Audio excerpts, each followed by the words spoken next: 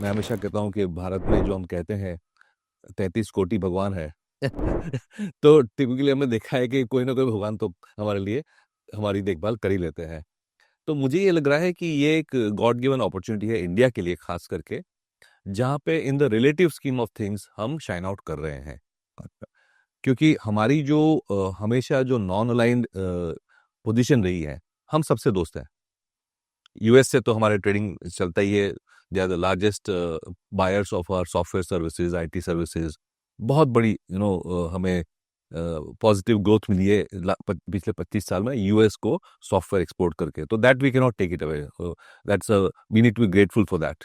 हमें यूएस का अप्रिशिएट करना चाहिए कि उन्होंने इतना ओपन तरीके से हमें हमारी सर्विसेज को इंपोर्ट किया है, और उससे कितने करोड़ों जॉब्स क्रिएट हुए हैं। हमारी करंट अकाउंट डेफिसिट में उसमें बहुत बड़ा फायदा हुआ है।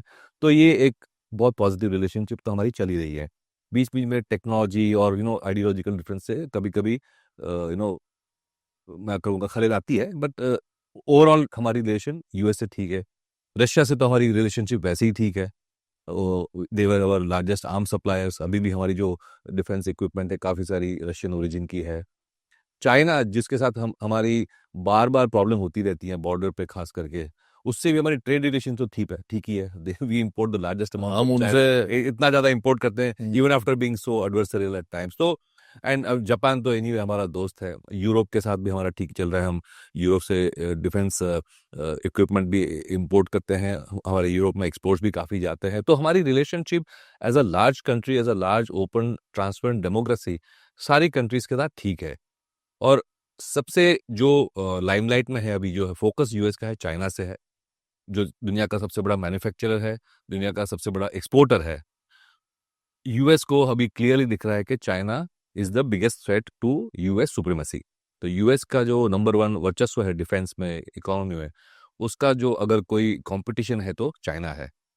और यूएस अब रियलाइज कर रहा है कि 1990 से जब यूएस और यूरोपियन कंट्रीज, खासकर जो ऑल द डेमोक्रेसीज जो थी वर्ल्ड की, उन्होंने ऐसा सोचा कि हम चाइना को अगर एंगेज ज़्यादा करेंगे तो चाइना ग्रेजुअली ओपन अप होगा, और जो कम्युनिस्ट सिस्टम है वहाँ का, वो भले नाम से कम्युनिस्ट है बट वो ओपन अप करके दुनिया से ज़्यादा इंटीग्रेट होगा, ज़्यादा ट्रांसपेरेंट रहेगा, और it will add to the world stability so to say and world growth. लेकिन हुआ क्या कि चाइना ने सब बेनिफिट्स तो ले लिए ओपनिंग अप के, लेकिन अपने आप को वैसे देखे तो क्लोज रखा।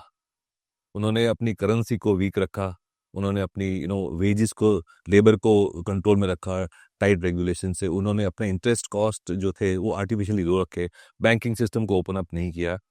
उनका सिंगल फोकस यह था कि कैसे मैक्सिमम प्रोडक्शन चाइना में करके दुनिया को कोई भी भाव पे एक्सपोर्ट करें। तो दुनिया को ये तो बहुत अच्छा लगा, क्योंकि सस्ती चीज आने लगी। 25-30 साल से जो इन्फ्लेशन कंट्रोल में है दुनिया में, वो काफ़ी हद तक चाइना की वजह से है। हमने कोविड के टाइम पे फॉर एग्जांपल रियलाइज़ किया कि 100% जो वर्ल्ड की पेनिसिलिन है, वो चाइना में बनती है।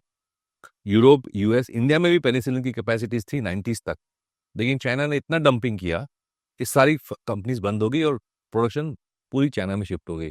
लेकिन कोविड जैसे टाइम पे जब ज़रूरत पड़ी तो चाइना ने सप्लाई कंट्रोल करना शुरू कर दिया। वो खुद के लिए पहले यूज़ करना चाहता था, ठीक है, बट दैट्स अ रिस्क। सो दुनिया की भी आंखें खुल चुकी है और ये वर्ल्ड ऑर्डर चेंज हो रहा है, उसकी वजह से ये टर्बुलेंस आ रही है।